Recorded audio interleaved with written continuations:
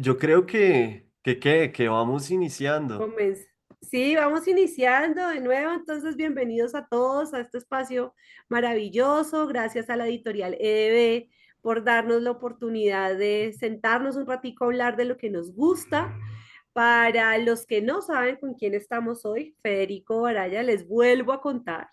Es lector, escritor, periodista, experto en estrategias de comunicación digital e innovación. En el 2022 creó Literatus, que hablamos en la primera charla acerca de Literatus, y si no lo siguen, por favor, síganlo. El cual inició como un podcast y hoy en día se ha transformado en un ecosistema dedicado a la literatura y en el que se habla de libros, se dictan talleres de escritura creativa y se fomenta, por supuesto, la lectura. Asimismo, Literatus ha estado en forma recurrente dentro del top 100 de podcasts más oídos en Colombia y en México, y en el 2024 alcanzó a estar en el número 45. Por último, ha sido jurado en el concurso de poesía y cuento. En el 2023 quedó en el cuarto lugar del concurso de cuento de la Cueva, entre más de 3.000 relatos. Hablamos de esto en la sesión anterior. Nos dejó acá súper emocionados y picados por ese relato. Y bueno, este concurso de cuento de la Cueva hoy en día es el concurso literario más importante de este género en Colombia. De nuevo, Federico, bienvenido. Bienvenido a este espacio, bienvenido a reunirnos con las personas de la editorial EDB y todos los colegios y profes que nos están escuchando. Pues bueno, hoy vamos a hablar de Edgar Allan Poe, La Revolución Femenina, un recorrido fascinante por la historia del cuento y los autores que han marcado este género. Así que sean todos bienvenidos. Federico, el micrófono es tuyo. Les recuerdo un poquito antes de darte la palabra, perdón. Recuerden que vamos a estar interactuando con Federico, entonces pueden escribirnos a través del chat, dudas, preguntas, comentarios, que a través de la charla pues los voy a estar leyendo para que estemos como muy, muy conectados. Así que Federico, bienvenido nuevamente a este espacio. Qué felicidad volver a estar acá contigo y escucharte. Así que cuéntanos, ¿qué nos traes para hoy? Bueno, Aleja, pues muchas gracias por esa introducción, como siempre. Y nada, pues primero saludarlos a todos y todas que están acá conectados. Muchas gracias por asistir a estos espacios que de forma increíble, me parece a mí, EDB también nos ha permitido tener, pues porque a la final estos espacios son en gran medida gracias a ellos que me permiten y me invitan a venir acá a hablar de este tema que, como siempre les digo, puedo dar lata, como dicen popularmente durante horas y horas y horas, mejor dicho, si a mí me dan cuerda, yo me quedo acá hablando del género del cuento y de la literatura, mejor dicho, hasta que se acabe la noche.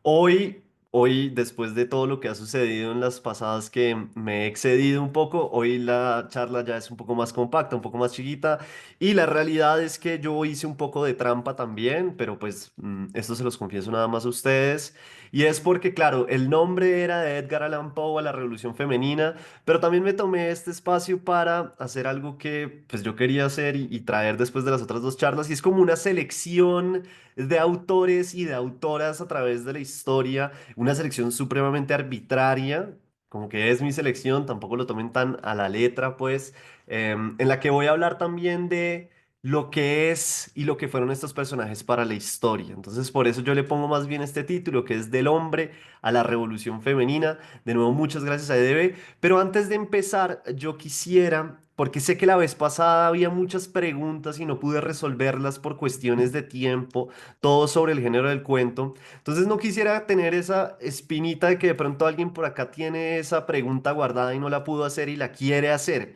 Entonces lo primero que yo quiero preguntarles es si alguien acá que de pronto estuvo en la charla pasada tiene alguna pregunta sobre lo que hablamos de la técnica del cuento, pues sí, el miércoles pasado. ¿Alguien por acá tiene alguna pregunta?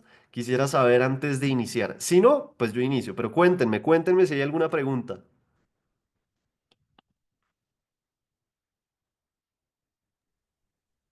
Nada, no Voy hay a preguntas. contarles, voy a contarles un poquito para que no se me pierdan los que tienen por ahí preguntas. Un resumen ultra rápido. Federico nos habló de 5 puntos importantes sobre el cuento, sobre el punto de vista, sobre el tiempo narrativo, sobre los personajes, las estructuras narrativas y la construcción de diálogos. Entonces, si alguno por acá todavía tiene dudas, preguntas, comentarios, sugerencias, porque está escribiendo un cuento, porque está motivado, porque quiere trabajarlo con sus estudiantes, pues es el momento y es el espacio para hacerle la pregunta a Federico y que esa sea precisamente la introducción a este tercer espacio. Entonces, por ahora no hay preguntas, Fede, pero si alguien quiere puede hacerlo y más bien en el transcurso de lo que vayas contando te voy diciendo, ¿ok? Listo. Está perfecto, está perfecto. También debe ser, pues también llegó muchas personas que la vez pasada no estaban, debió haber también un cambio de público, entonces está buenísimo. Y mi última invitación antes de empezar de lleno con esta presentación que les traigo, esta charla, es a que charlemos a medida que yo vaya avanzando también, pues que me hagan preguntas o que hagan comentarios, por lo que les digo, hoy vengo a hablar es de autores, a contarles un poco de teorías y demás, y a recomendar algunos cuentos que a mí me parecen muy bonitos, muy bellos y que me parecen artefactos casi que perfectos. Entonces, antes de que empecemos, yo les tengo una invitación muy importante y es que se viene la Feria del Libro de Bogotá. Para los que no saben, este año el país invitado es España. Entonces, pues para que se pasen por la Feria del Libro, tenemos también, creo que más adelante Aleja les va a contar que tenemos una iniciativa hoy en la que pueden participar por unas boletas. Entonces, si están interesados en ir y pues tener ya sus boletas de muchas maneras regaladas por EDB, entonces pueden participar en esto que les vamos a contar.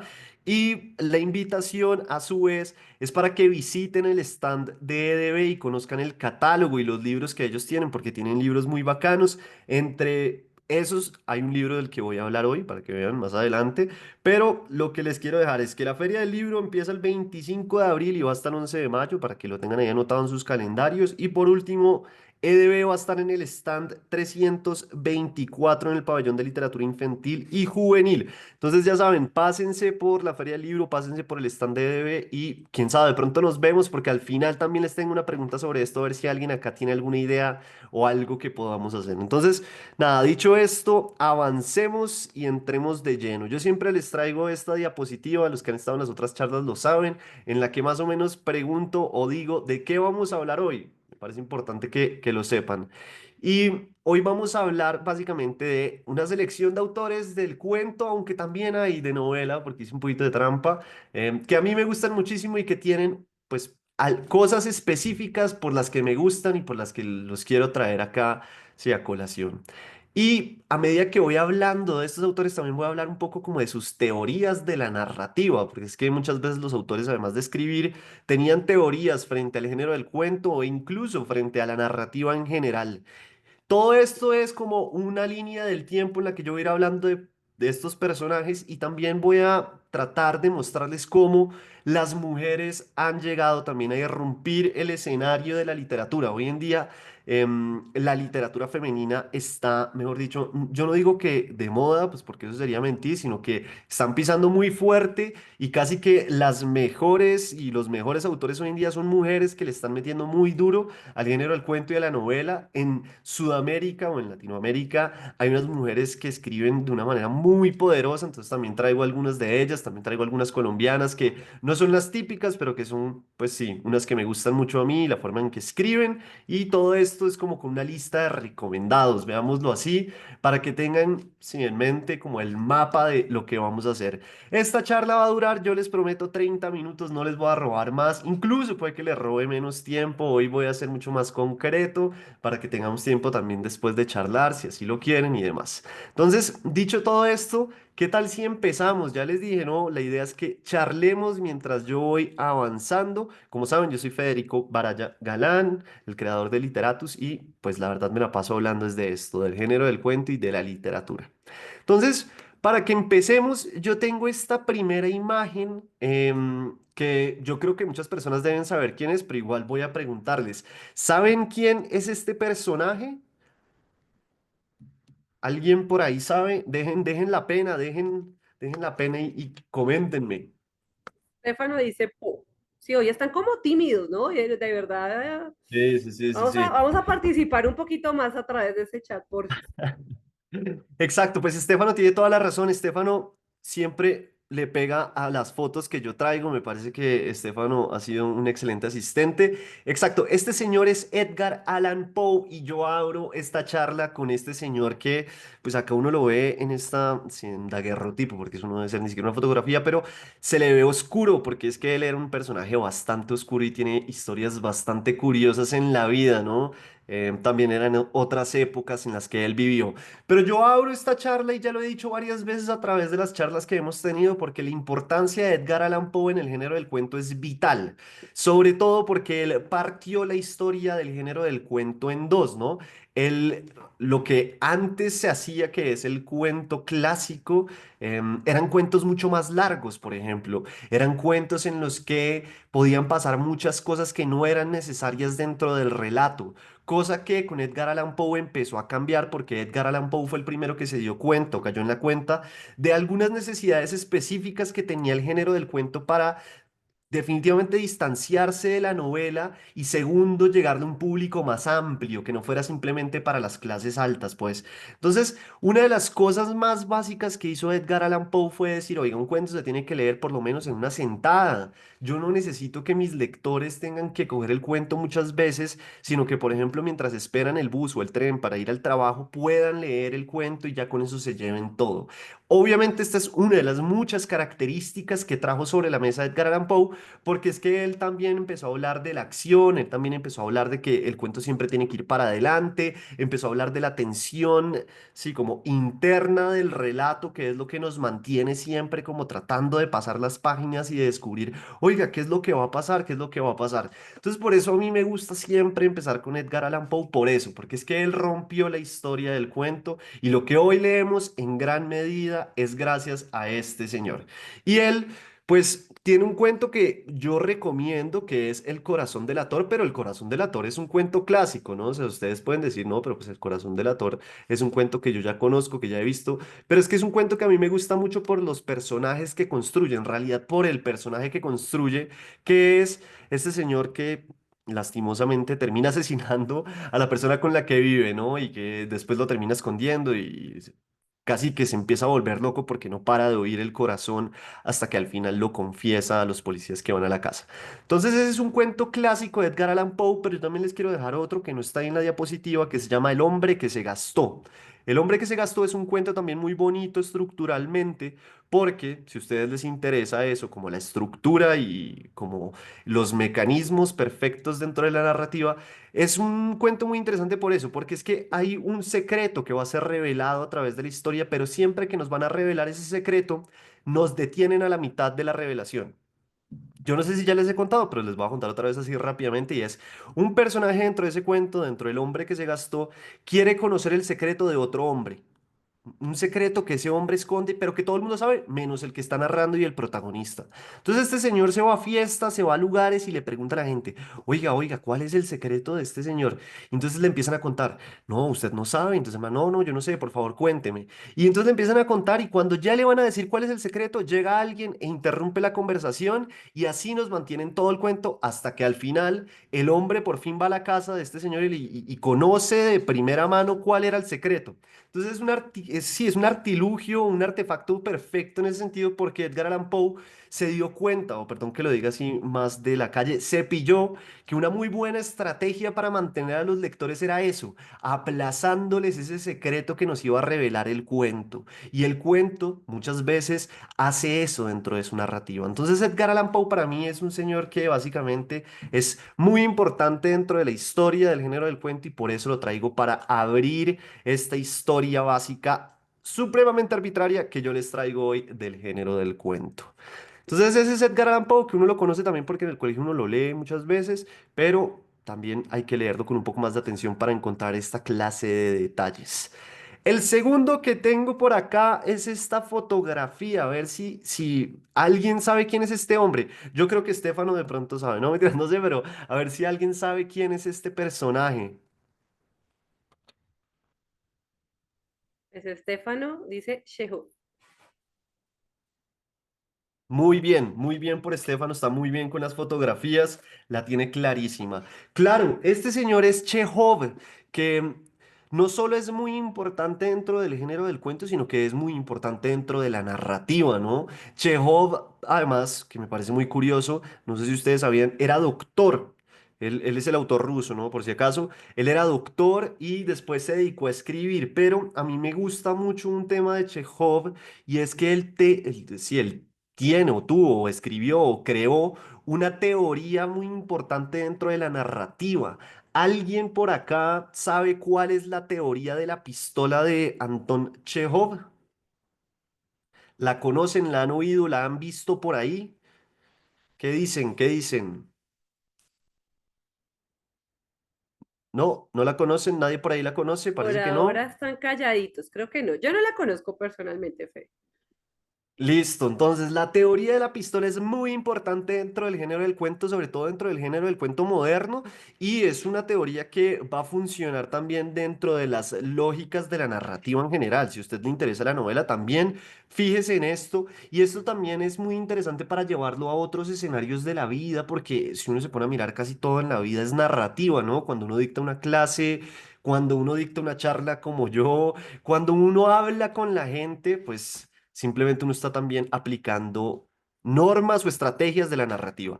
Y Chekhov en su momento lo que dijo fue que si uno ponía una pistola en el primer acto de un cuento, de una novela, de una obra de teatro, lo que fuese, esa pistola sí o sí tenía que activarse en el segundo acto.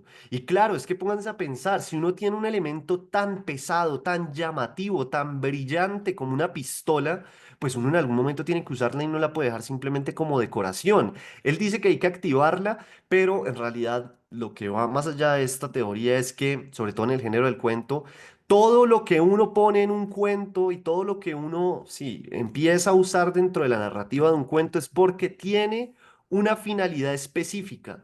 Si yo de nuevo hablo en mi cuento sobre este esfero, o como dirían los uruguayos argentinos, sobre este virome, pues yo tengo que de alguna u otra forma utilizarlo dentro de mi cuento, dentro de mi narrativa, porque es que si no va a ser muy ruidoso para el lector y se va a quedar pensando en eso y después va a decir, oiga, este tipo nunca utilizó para nada ese esfero, me hizo perder mi tiempo leyendo ese pedazo. Entonces por eso es tan importante la teoría de la pistola. Hay un escritor colombiano joven, muy bueno, muy poderoso, que se llama Felipe Núñez Mestre.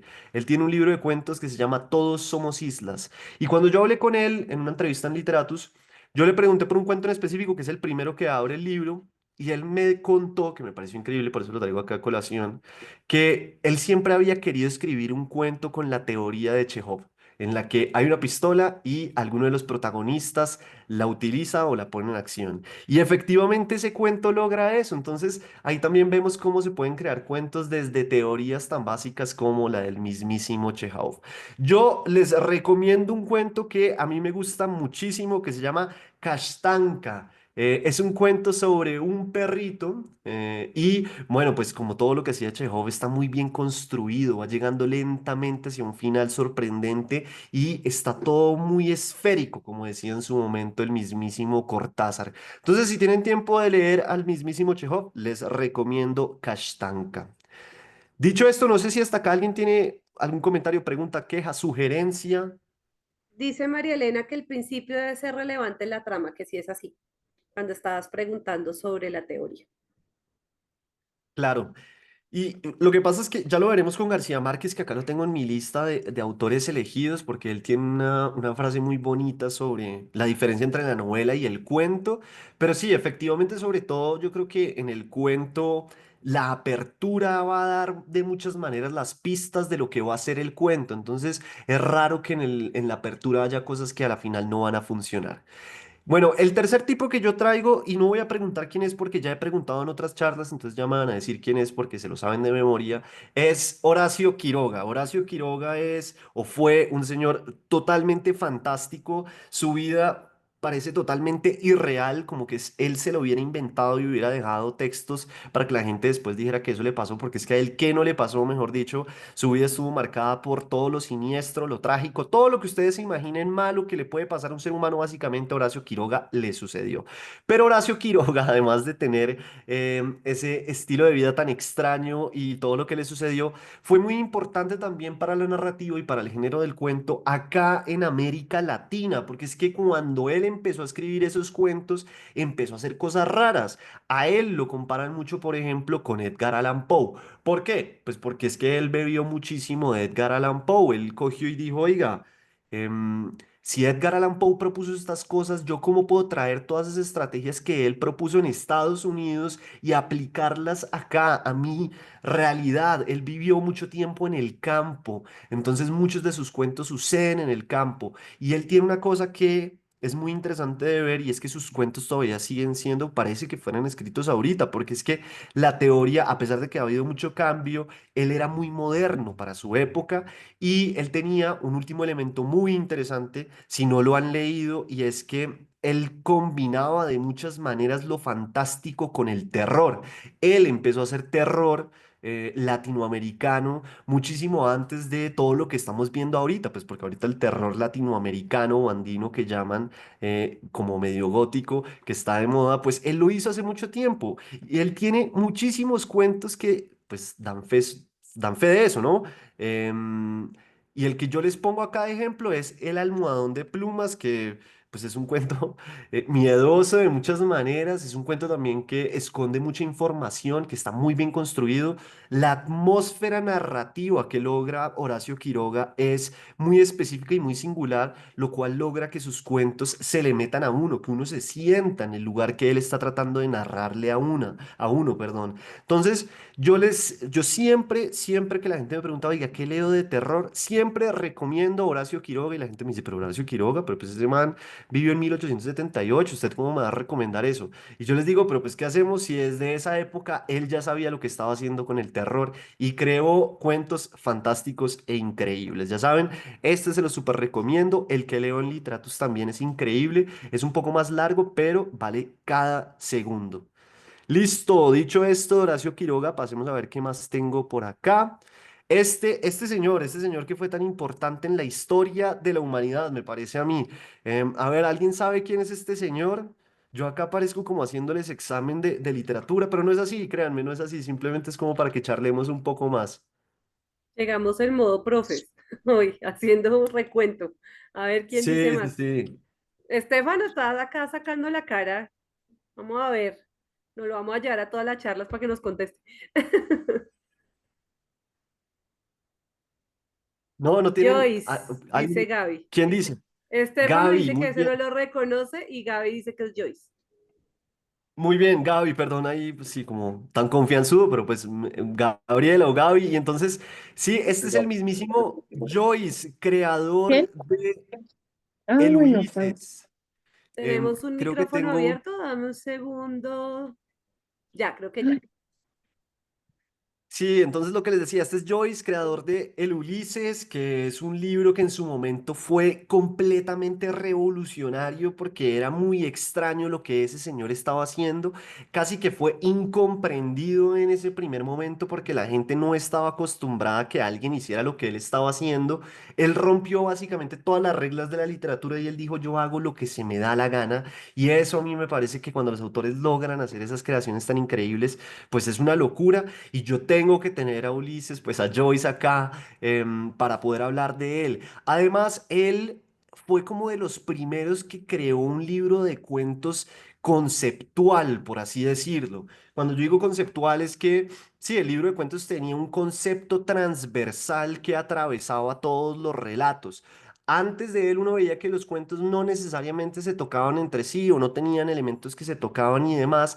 Él sí lo pensó de esta manera y si ustedes leen Dublineses, por ejemplo, se van a dar cuenta que el elemento transversal dentro de toda la narrativa que él tenía era efectivamente Dublín. Dublín como un elemento transversal en el libro de cuentos.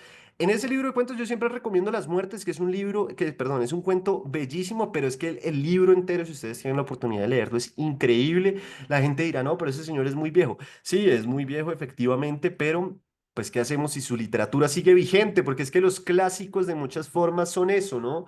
Espejos que nos permiten entender la humanidad todavía hoy en día, a pesar de que fue escrito hace tanto tiempo. Y lo último que quiero decir de Ulises es muy sencillo y es que él nos habló de una estrategia narrativa que es el flujo de conciencia, ¿no? Él escribía con el flujo de conciencia, entonces muchas veces leerlo puede ser complejo por eso, porque sus narradores básicamente van dándonos mucha información y van sacándolo todo en lo que es el flujo de conciencia y es como si yo simplemente le permitiera a mi conciencia escribir todo lo que se le viene a la mente. Lo que pasa es que detrás de un ejercicio de estos hay una carpintería de edición y de lógica narrativa muy compleja, por eso les digo que en su época la gente era como, ¿quién es este tipo? Y él, esto es muy curioso, me parece a mí, compartió muchos datos históricos demográficos con la mismísima Virginia Woolf. Nacieron el mismo año y se murieron el mismo año, escribieron con estrategias muy parecidas e incluso Virginia Woolf como que no lo quería mucho y a veces hablaba mal de él. Y yo les hablo de Virginia Woolf porque precisamente es la primera mujer que les traigo. Y Virginia Woolf es muy, muy, pero muy importante. Hoy en día yo creo que la mayoría de las escritoras mujeres siempre, siempre mencionan a Virginia Woolf porque para su época ella hizo cosas increíbles, ¿no? Ser mujer y escritora en esa época era muy difícil, por no decir imposible. Publicar para una mujer en esa época era, pues sí, una tarea ardua o imposible. Y lo más increíble es que ella lo logró de muchas maneras y dejó también textos que son ensayos sobre lo que necesita una mujer para poder escribir. Y ella tiene esa frase o este ensayo súper famoso que es, toda mujer necesita una habitación propia. Y lo que ella se refería es a eso, pues que las mujeres necesitaban libertad y también un poco de soledad, ¿no? Para poder sentarse a escribir, que no era tan sencillo en esa época. En realidad ella, para publicar lo que hizo fue ganarle al sistema de alguna u otra forma, porque con su esposo ella crea una editorial. Y en esa editorial es que empieza a publicar y publica a muchas otras personas. Además, Virginia Woolf en esa época hizo parte de círculos sociales intelectuales muy poderosos y muy interesantes. Yo con ella hice trampa, como pueden darse cuenta, porque no traje un cuento recomendado, sino que traje una novela que es Mrs. Dalloway o la señorita Dalloway, la señora Dalloway. ¿Y por qué traigo a Mrs. Dalloway? Porque es que al igual que Joyce, por eso es que es curioso, porque es que Virginia Woolf criticó mucho a Joyce, pero Joyce de muchas maneras le mostró una forma también para escribir a Virginia Woolf. Entonces, después del Ulises, ella publica Mrs. Dalloway. Y Mrs. Dalloway a mí me gusta mucho, les tengo que confesar, es una novela que guardo muy cerca, sí, a mi corazón y a mi pensamiento, porque no sé si ustedes la han leído. ¿Alguien la ha leído? Antes de contarles mi razón, ¿alguien por acá la ha leído? ¿Nadie la ha leído? Me rompen el mucho corazón, silencio. me rompen el corazón en mil pedazos. Pero no, pues yo les cuento simplemente que es una novela que me gusta mucho por el uso del tiempo narrativo. Entonces ustedes dirán, pero este tipo de qué está hablando. Claro, si ustedes cogen esa novela se darán cuenta o caerán en la cuenta de un hecho elemental básico y es que la novela estructuralmente hablando en el tiempo habla de un solo día. Un solo día. Si ustedes miran esa apertura bellísima de la novela, empieza con la señorita Dalloway decidió ir a comprar ella misma las flores, ¿no? Y entonces en ese día que la señora Dalloway está preparando una fiesta de la época, empiezan a suceder muchísimas cosas y dentro de esas muchísimas cosas que suceden es que nos juegan con el tiempo. Entonces, a pesar de que estructuralmente es solo un día, nosotros vamos para atrás en el tiempo, vamos para adelante, vamos más para atrás, conocemos distintos personajes y el uso del tiempo en esta novela es simplemente magistral. Entonces, si quieren ver un buen uso del tiempo, lo que les digo, la señorita o la señora Dalloway va a ser un excelente ejemplo. Además, hay un dato extra que me gusta traer siempre con Virginia Woolf y es que ella sufrió mucho, ¿no? Ella tuvo una vida muy difícil por muchas razones, pero ella tenía unos problemas de salud mental y lo que se cuenta es que ella, cuando estaba en una de esas crisis de salud mental, oía que los pájaros le hablaban en griego. ¿Qué opinan de eso? Increíble, ¿no? Entonces ella salía a la calle y oía que los pájaros pues le hablaban en griego. Y ella coge eso que le sucede y lo lleva a esta novela, a la señora Dalloway o a la señorita Dalloway. Y uno de los personajes, si la han leído, si la van a leer, se van a dar cuenta que cuando tiene problemas de salud mental porque estuvo en la guerra y quedó con algunas secuelas, también oye que los pájaros le hablan en griego. Entonces son escenas y metáforas muy bonitas que hacía pues Virginia Woolf. Y lo que les digo, hoy en día es la típica autora que todas las mujeres dicen Virginia Woolf, hay que leerla y efectivamente, si uno puede, lo mejor es leer a Virginia Woolf. Ella es la primera mujer porque pues es que en su época ella irrumpió todo, pero ya más adelante vamos a llegar a más mujeres de esta lista selecta arbitraria que hice hoy para esta charla con EDB. Fede, para que Este es no el sufras, siguiente. te cuento Cuéntame. que sí tenemos una lectora, Claudia Granados, para Claudia que no Granados, estés muchas gracias. triste, que no te vayas triste hoy. Claudia Granados sí ha leído. Me parece increíble, me parece bellísimo. Pues sí, es una novela que de verdad guardo con mucha estima porque, no sé, me parece que esa gente era simplemente, sí, eran genios que vinieron a parchar un rato acá a la tierra y nos dejaron esas obras tan increíbles. Y el siguiente personaje que les traigo, a ver si alguien sabe quién es este tipo, aunque mi foto está un poco pixelada y lo lamento, pero a ver si alguien sabe quién es este señor con ese bigotón, si alguien lo conoce. ¿Saben quién es este personaje? Estefano, definitivamente tenemos que llevarnos a Estefano a todas las charlas, Federico. Faulkner. Ah, bueno, Exacto, este William, dice, personaje. ya, bien, Camilo también, muy bien. Sí, excelente. Este personaje es William Faulkner.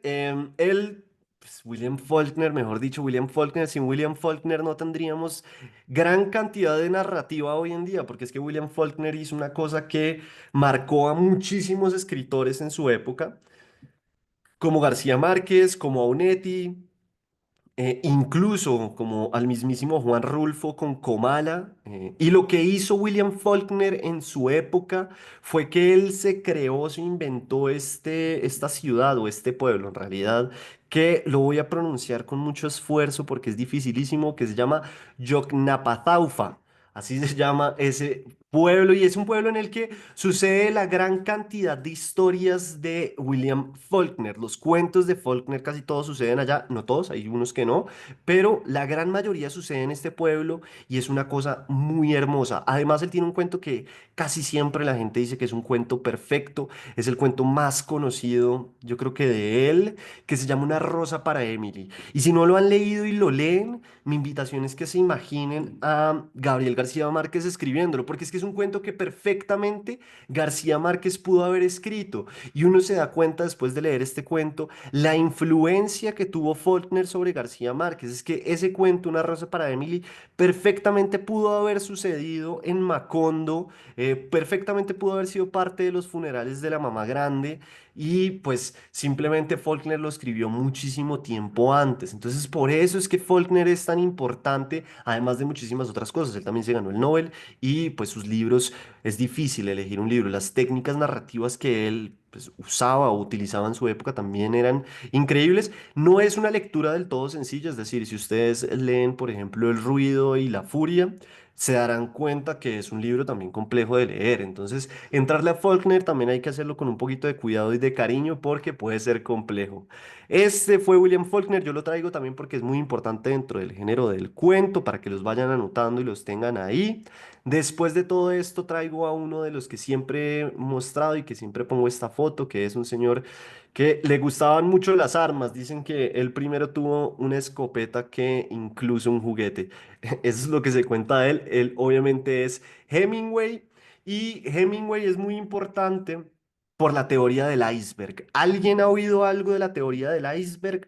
¿Conocen la teoría del iceberg que es tan famosa en la narrativa? Por acá alguien es fanático de Hemingway.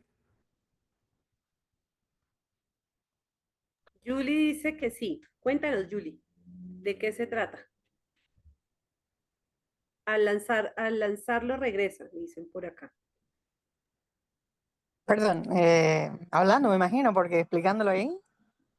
Sí, bueno, lo que recuerdo es que se supone que uno al ir escribiendo va dejando también como muchas pistas, va dejando muchas cosas. pero en realidad lo que se muestra en el, o sea, es como escribir mucho, pero mostrar solamente que el cuento solamente muestre como la punta del iceberg. Hacerle una limpieza después al cuento de tal forma que en realidad lo que quede es como solamente una parte, pero lo suficiente como para que uno la entienda, ¿no? Bien, Julie, de acuerdo, totalmente de acuerdo. O sea, la teoría del iceberg, como lo dijo Julie, es cierto. O sea, uno solo ve la parte de arriba en los cuentos. Uno solo ve como, sí, la parte de arriba del iceberg es lo que los cuentos deberían mostrarnos y todo lo que está por debajo debería ser también un ejercicio por parte del lector de entenderlo. Entonces, Hemingway es reconocido, se le reconoce en gran medida por ser experto en esconder información.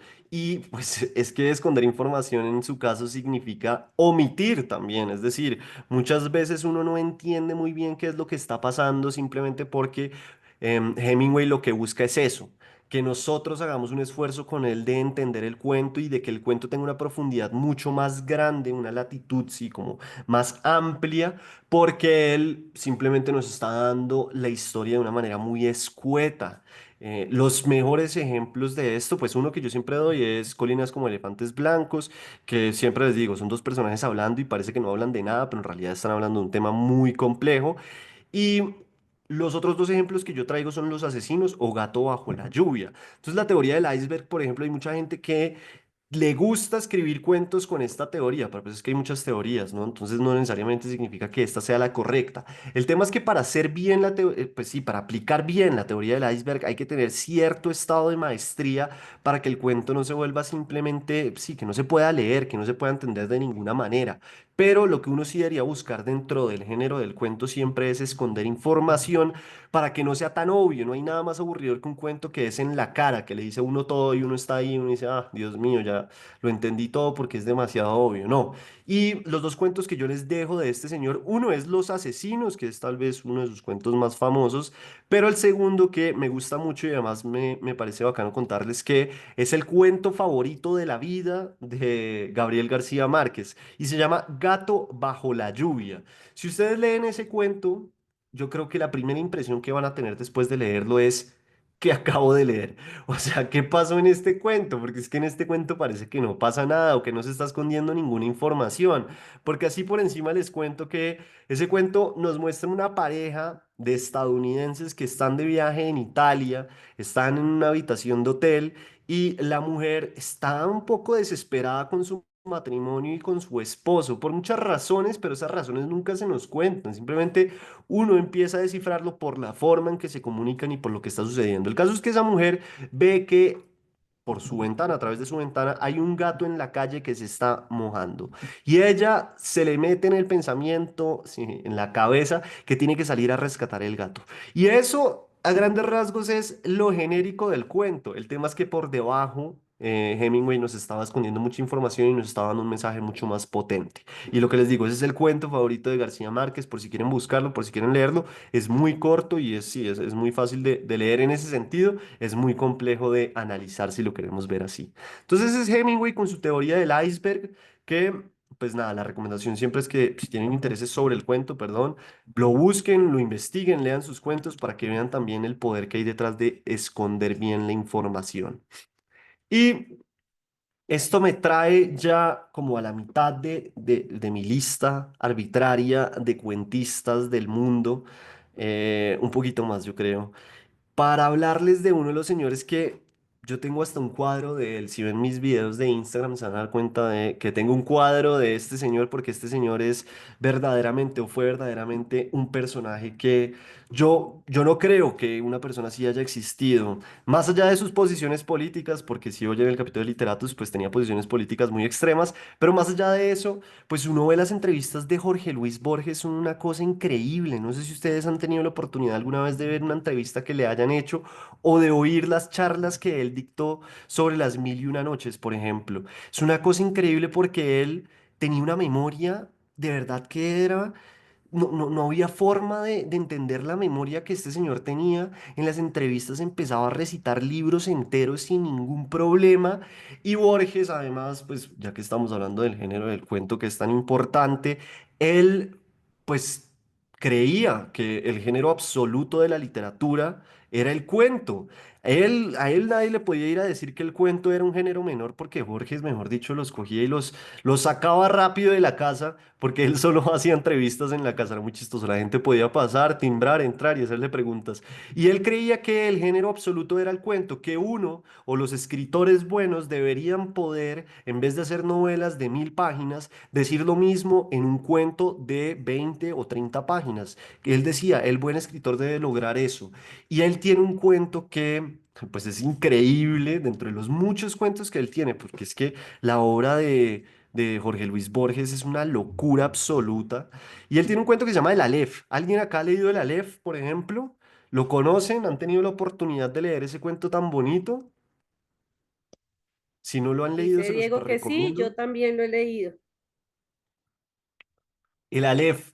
Sí, es un cuento muy bonito, a mí me parece, además, porque tienen las aperturas de los cuentos más bellas. Pues, obviamente, esto es supremamente personal, pero es esa apertura, no sé si los que la han leído la recuerdan, y es que se murió una persona y Borges nos muestra cómo el paso del tiempo o al paso del tiempo no le importa nada, no le importa si alguien se murió o no se murió, y así como esa persona se murió, pues los hombres que trabajan en los carteles ya están cambiando el cartel de cualquier cosa a una marca de cigarrillos. Y eso es una apertura muy bonita porque Borges, sin decirnos lo obvio, así como en la cara, nos muestra esta imagen tan bella de cómo al tiempo no le importa si la gente se muere. Pero eso es apenas anecdótico porque es que en el cuento uno ve este personaje que simplemente es Borges, se tira y ve a través de sí, casi que una esfera la historia de la humanidad, ¿no? Que es el Aleph, donde está todo, básicamente. Después hubo una película que se ganó el Oscar, que a mucha gente no le gusta, pero a mí me parece que está buena, que es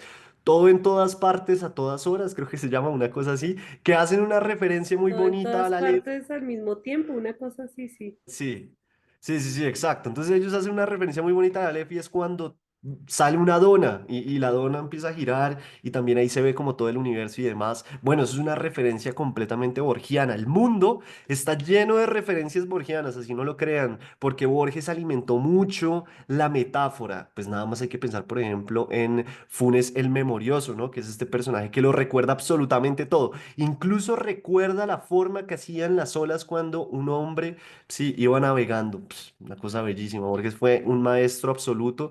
Si no lo han leído, también se lo súper recomiendo. Sé que puede ser una lectura difícil, entrarle no es tan fácil, pero son esas lecturas reconfortantes, perdón, en el sentido de que después de que uno los termina Gracias. dice, vaya. Em, entonces, nada, pues dicho esto de Borges, que era un genio y que vino a pisar la tierra casi como un semidios, pues sigamos adelante en esta lista que me trae a Cortázar, Julio Cortázar. Julio Cortázar es el clásico de los clásicos del cuento, como lo hemos hablado en todas nuestras sesiones o en las charlas pasadas, porque él teorizó mucho sobre el cuento, mucho. Él pensó mucho el género del cuento, le metió muchas ganas a la teoría y la aplicó. Él tiene dos teorías que a mí me gustan Espérame, mucho. Fede, que tenemos un micrófono encendido. Claudia, por favor. Creo que ya. Gracias, Listo, Claudia. entonces lo que les decía, él tuvo dos, o no, pues no dos, pero estas son dos pensamientos específicos sobre el cuento que a mí me gustan. El primero es que él pensaba el cuento como una fotografía.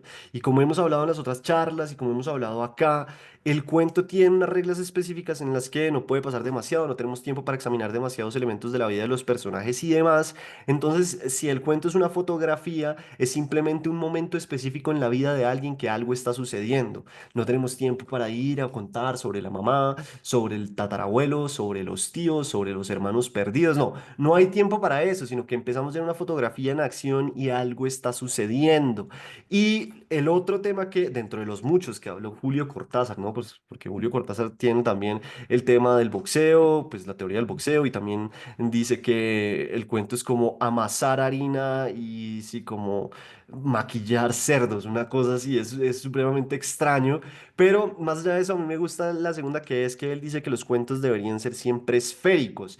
Y esto no significa que hablemos como de estructuralmente redondos, como que empiezo en el punto A y termino en el punto A. No, no se refiere a eso, sino que los cuentos siempre deben tener un núcleo del cual no se alejan demasiado y que todos los elementos que tenemos dentro del cuento de alguna u otra forma responden a este núcleo, siguen dentro de la lógica de lo que se está tratando de crear.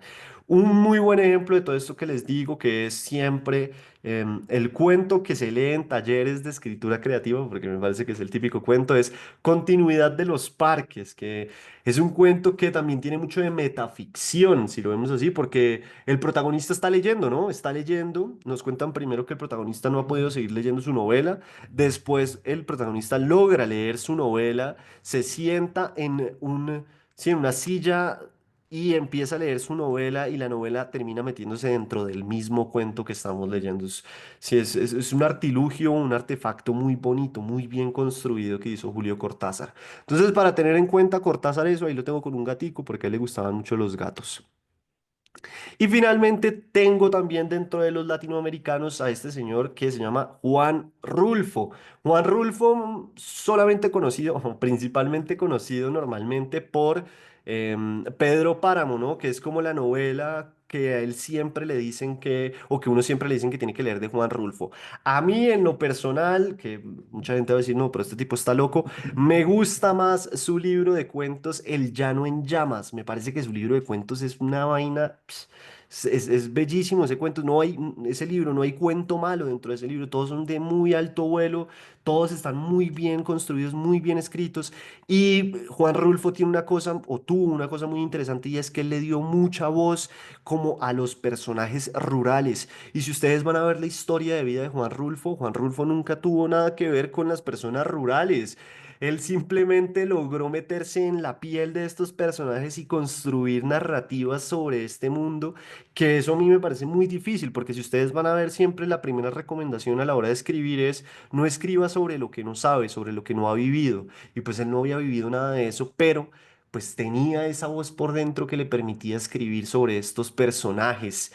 Y el cuento que yo les traigo, que les dejo acá recomendado, se llama La Cuesta de las Comadres. Si de pronto les da un poco de pereza leerlo, quién sabe, está leído en Literatus para que vayan y lo miren, lo busquen, lo oigan. Es un cuento muy bonito. Además, Rulfo tenía una habilidad muy específica para narrar la violencia.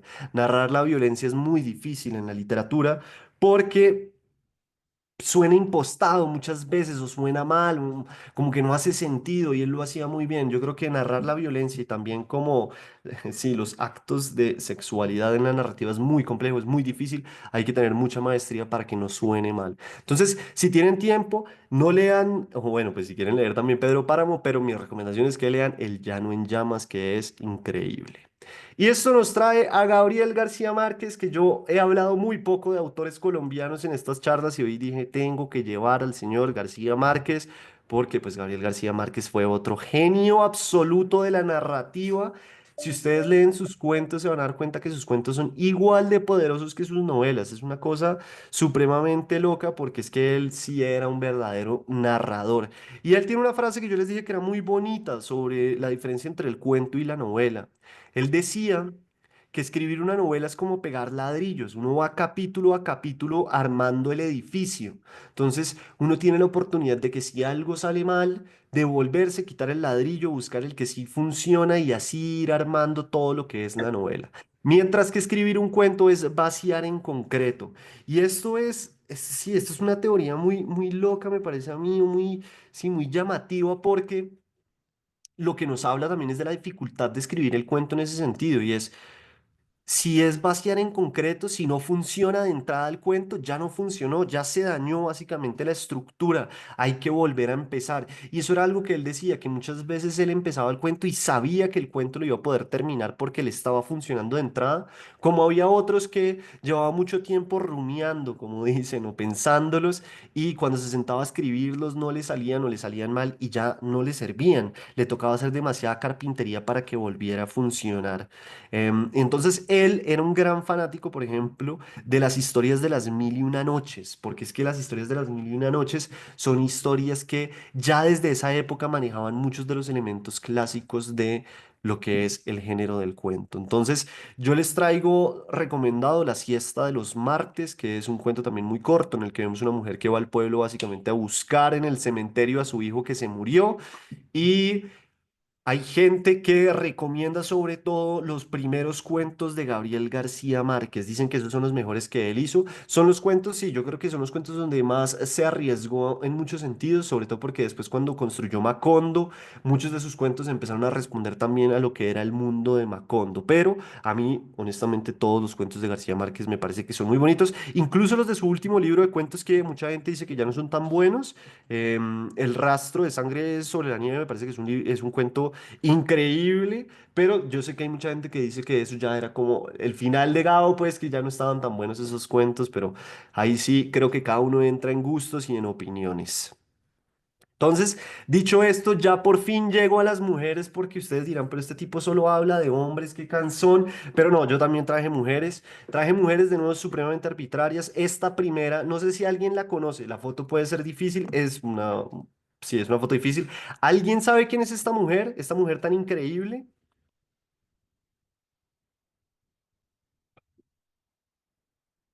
Creo que alguien sabe o no. No, Camilo está diciendo monólogo de Isabel viendo llover en Macondo, muy buen cuento. Claro, sí, sí, sí, sí, sí. Sí, los cuentos de Gabriel García Márquez y lo que les digo, cuando puedan leer a Faulkner, hagan la comparación para que vean cómo Gabriel García Márquez bebió demasiado de Faulkner, o sea, pues, son dos gotas casi que, sí, de la misma lluvia, pues. Y esta mujer que ven acá, que es increíble, es una mujer increíble, es Nadine Gordimer. Ella fue una escritora sudafricana, ya iba a decir sudamericana, perdón, sudafricana. Ella incluso se ganó el Nobel de Literatura en 1991 y ella fue muy importante sobre todo porque habló en su literatura del apartheid, habló de Sudáfrica y ella tiene un cuento que si ustedes no han leído, de verdad, yo sé que les he recomendado mucha cosa, pero es que este cuento sí pónganlo como de primero en la lista de necesidades de lectura que se llama El mejor safari. Ese cuento es de las cosas más dolorosas que yo he leído en mi vida entera, porque es que es un cuento que nos cuenta o nos habla o nos narra una familia que se está movilizando por Sudáfrica básicamente para escapar de la violencia y les toca pasar por un safari. Y entonces no solo los pueden matar las personas, pues porque si los encuentran escapando se los van a matar, sino que también tienen el riesgo de que los animales se los coman. Y hay un par de personajes que son abuelos y lo que pasa con ellos es simplemente muy doloroso. Entonces es un cuento que si pueden leerlo ahorita yo se lo recomiendo. Es el típico cuento también que encuentran en mi lugar favorito del internet que es Ciudad Seba. Ya saben, yo siempre lo recomiendo. Allá lo encuentran y de verdad que, pues nada, es una narrativa muy poderosa y a ella me gusta también traerla porque utilizó su literatura también para mostrar cosas que estaban sucediendo en su país. Entonces ella es Nadine Gordimer y desde acá yo siento que ya empezamos a ver un cambio. Obviamente esto es supremamente arbitrario porque antes también estuvieron las mexicanas como Elena Garro, que en su momento fue muy importante, pero a mí me gusta, pues quería traer estas mujeres que a mí me han marcado de muchas maneras y una de ellas es Nadine Gordimer. Después tenemos a esta otra mujer, a ver si alguien conoce a esta mujer. Veo que conocían más a los hombres que a las mujeres. Muy mal, hay que leernos más libros de mujeres, pero... Sobre todo hoy en día que hacen, pues siempre han hecho cosas muy increíbles, pero hoy en día es mucho más fácil acceder a ellos. ¿Alguien sabe o definitivamente no saben quién es este personaje, esta mujer? Hay mucho Creo que silencio no, hoy. No, creo que no, no yo saben no tengo quién ni idea. es. No, ni idea. Bueno, ella ella es Alice Munro. Alice Munro es la escritora canadiense que hoy en día está cancelada, ¿no? La cancelaron hace poco por este tema con su hija que, sí, pues así como por contarlo rápidamente, fue violentada por uno de los padrastros, o el papá, no estoy muy seguro, y le contó a Alice Munro y como que Alice Munro no le puso mucha atención y después esto salió a la luz y hace poco la cancelaron y muchas veces no se puede ni siquiera hablar de ella, pero pues uno como no va a hablar de Alice Munro y de su obra, que es una cosa totalmente increíble, además porque es que Alice Munro logró algo que es muy difícil y es que ella se ganó el Nobel de Literatura por su obra cuentística. Ella se gana el Nobel de Literatura por los cuentos. A mí siempre me gusta aclarar esto porque he visto también muchos booktubers últimamente en Instagram diciendo que tal personaje se ganó el Nobel de Literatura por tal libro. Entonces, Gabriel García Márquez se ganó el Nobel de Literatura por Cien años de soledad. Entonces, eso es muy importante recalcarlo y siempre lo digo y es los escritores no se ganan el Nobel de Literatura por un libro, se lo ganan por la obra. Es decir, yo puedo tener el mejor libro del mundo, pero si el resto de mi obra no es buena, no me voy a ganar jamás el Nobel de Literatura. Aunque bueno, hoy en día, quién sabe, ¿no? Hoy en día también hay muchas cosas de por medio en estos premios. Es increíble que un personaje como Jorge Luis Borges nunca se lo haya ganado simplemente porque no le caía bien a la academia. Pero el caso es que Alice Munro se gana el Nobel de Literatura por sus cuentos y eso es muy extraño. ¿Por qué es muy extraño? Porque en el mundo académico y sobre todo en este mundo del Nobel de Literatura, el cuento siempre va a ser visto como un género menor. ¿Por qué? Vaya usted a saber, pero siempre se dice el género menor, el cuento. Y pues Alice Munro logra ganarlo y ella tiene un cuento que yo siempre le recomiendo a todo el mundo cuando me preguntan por Alice Munro, que se llama La danza de las sombras. De este cuento básicamente no les quiero tirar ningún spoiler para que cuando lo lean se sorprendan. Simplemente habla de una profesora de piano, pero es una cosa increíble. Es un cuento muy doloroso también de leer en muchos sentidos. Creo que tengo algún comentario por ahí. No, Fe, estamos, EDB nos acaba de compartir nuestra gran sorpresa de la noche, el Ah, listo, concurso perfecto, en el que perfecto. estábamos para dar los 5 pases dobles para la Feria del Libro, pero ya en un ratito les voy a contar de qué se trata. Sin embargo, pueden ir leyendo ya en el chat los términos y condiciones. Perfecto.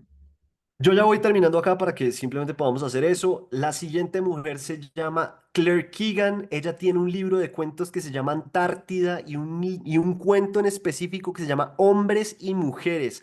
Yo a Claire Keegan la puse acá simplemente por gusto personal, no les voy a mentir, porque es que yo amo con locura a Claire Keegan. Es una mujer increíble, su narrativa es una vaina demencial. Uno no puede creer lo que está leyendo. Si pueden leer ese libro de cuentos, es una cosa que nunca se van a olvidar de Claire Keegan. Y obviamente, quién sabe, yo esto lo digo siempre, pero yo creo que si ella sigue en ese camino, seguramente va a estar en algún momento nominada al premio Nobel. Pues no, no nomina, pero va a estar ahí entre los nombres que suenan para el premio Nobel. Hombres y mujeres, ténganlo ahí anotado, ese cuento es increíble y ese libro es una locura. Ella hace poco tuvo una película que salió en cines, pues basada en un libro de ella.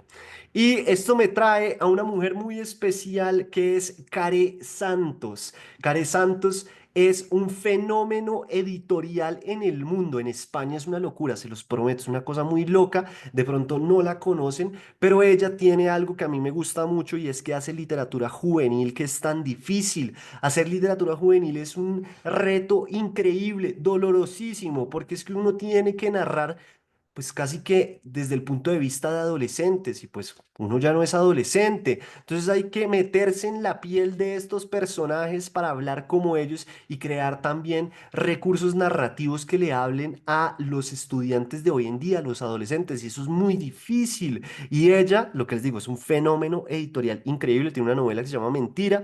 Ella también hace, por ejemplo, parte del catálogo de EDB para que la revisen cuando vayan a la Feria del Libro y conozcan más de Care Santos porque de verdad que escribir para pues adolescentes es muy difícil. Si ustedes cogen y miran, yo haciendo la investigación encontré que los autores decían que lo más difícil normalmente es cuando intentan darle voz a personajes adolescentes porque no tienen las maneras y no conocen bien las formas. Entonces anoten la Care Santos y ese libro se llama Mentira, dentro de los muchos que tiene. Y ya como para ir metiéndole más velocidad y no demorarme tanto, llego a Mariana Enríquez, que mejor dicho es una rockstar de la literatura hoy en día. Ella es la dueña, ama y señora, yo siempre lo digo, del terror andino. Ella tiene muchos libros de cuentos muy buenos, muy poderosos. La Casa de Adela es un cuento de terror increíble. Además me gusta porque ahí ella encontró, sí, un artefacto, una cosa que es la casa, que después va a utilizar en una novela que es muy famosa, que es Nuestra parte de noche, que es como la novela más famosa de ella. Pero la casa por primera vez sale en la casa de Adela. Entonces me gusta traer ese cuento para que la gente sepa que ella hizo un refrito, pero no le cuenten a nadie.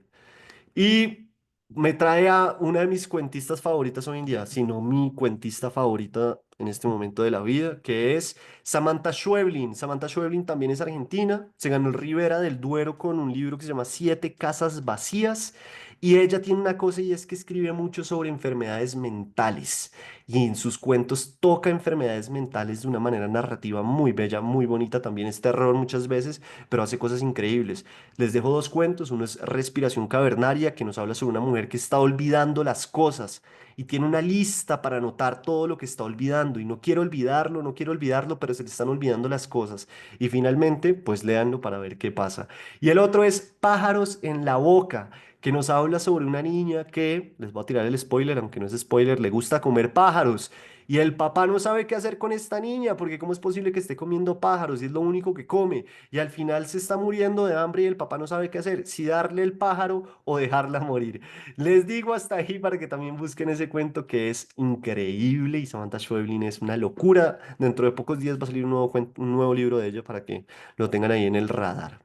Y para hablar de algunas colombianas, yo traigo a Margarita García Roballo. La gente dirá, pero ¿cómo no trae a Pilar Quintana? ¿Pero cómo no trae a tal otra? No, yo traigo, porque esto es una lista arbitraria, pues algunas que me gustan y que no son de pronto tan conocidas, aunque Margarita García Roballo es muy conocida. Y ella me gusta específicamente porque logra muy bien juntar dos géneros. Si ustedes leen los ensayos de ella, son cuentos. Ella hace ensayo y cuento a la vez y lo hace muy bien. Ella tiene un libro de ensayos que se llama Primera Persona, que son ensayos y son cuentos, como les digo. Y ahí tiene un cuento que se llama Mudanza. Y ella hace un análisis muy rápido de cuánto le hubiese costado a ella llevarse todos sus libros de Barranquilla a Buenos Aires, porque se iba a vivir a Buenos Aires. Y básicamente le salía, oigan esto, le salía más barato volver a comprar todos los libros que llevárselos de un lado a otro. Entonces finalmente lo que hizo fue vender o regalar esos libros y en Buenos Aires se compró un Kindle y empezó a leer todo digital para no tener que cargar con los libros de un lado para otro.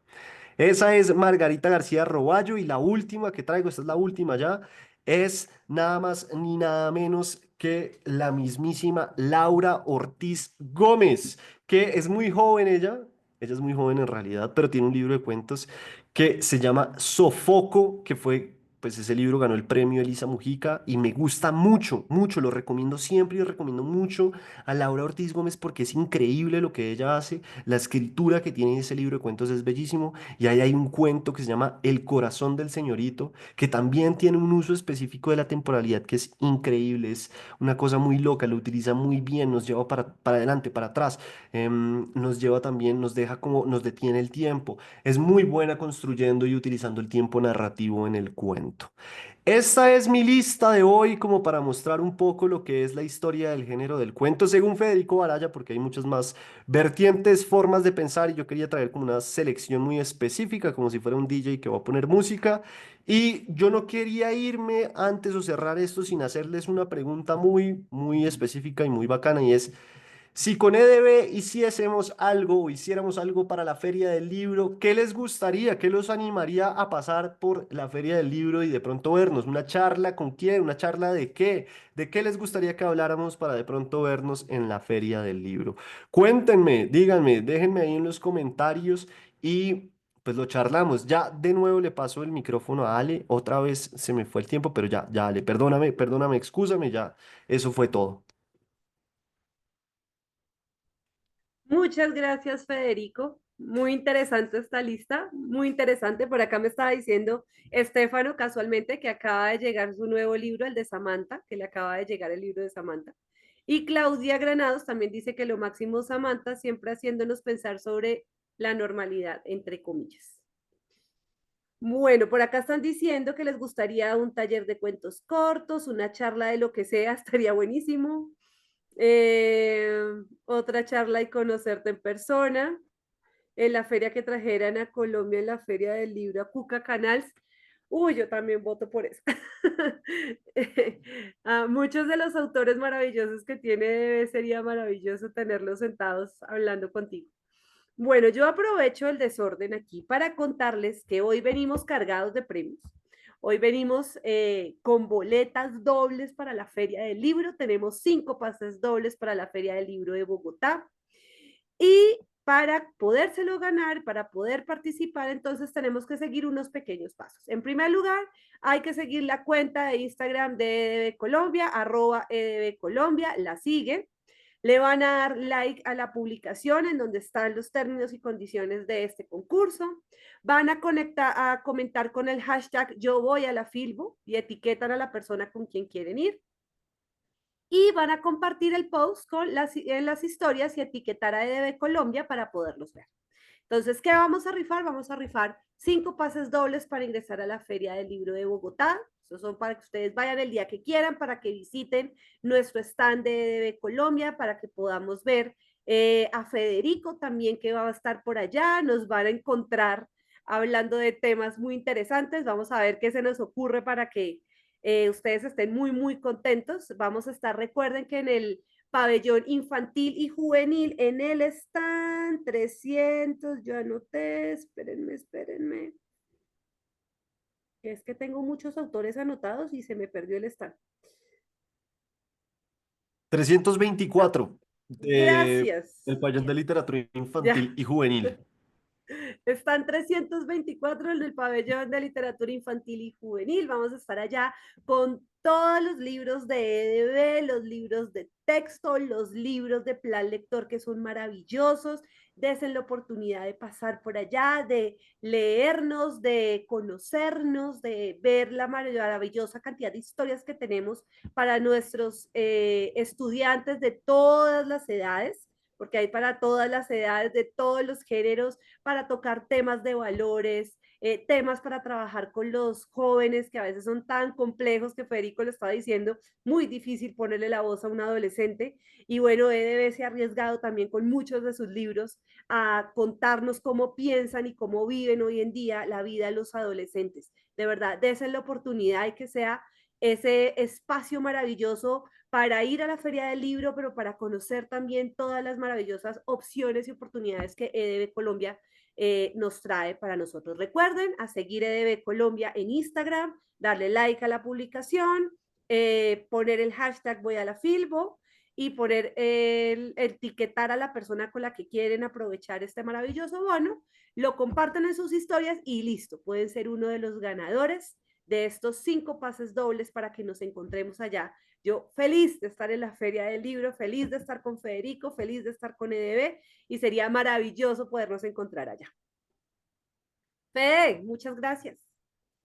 No, a Me faltó ustedes, a algo Eve, hoy. ¿qué me faltó? ¿Y hubo? Ah, me faltó el cubo, sí, no, me faltó el cubo, tienen toda la razón, sí, sí, sí.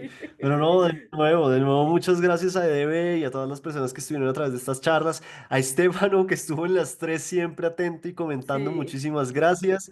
Y nada, pues espero que también nos veamos en la Feria del Libro. Con Eve seguimos trabajando para ver qué más hacemos, qué más les llevamos para seguir hablando de literatura. A todos, muchísimas gracias por estar nuevamente en este espacio, por compartir con nosotros, por ponernos sus comentarios, por hacer de este espacio un espacio tan agradable. Los esperamos en la Feria del Libro. Esperamos que participen por estos pases dobles y nos vemos en una próxima oportunidad. Muchísimas gracias a todos. Feliz noche. Chao.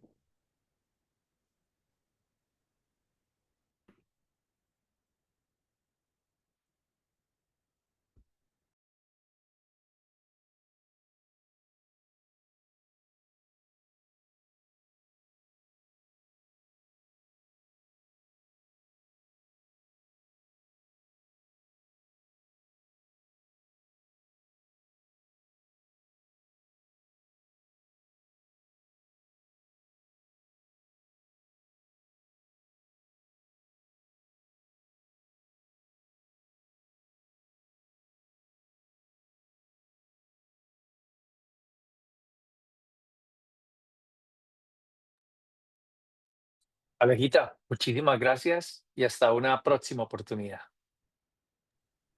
A ti, Freddy. Un abrazo. Feliz noche. Igualmente para todos. Un abrazo.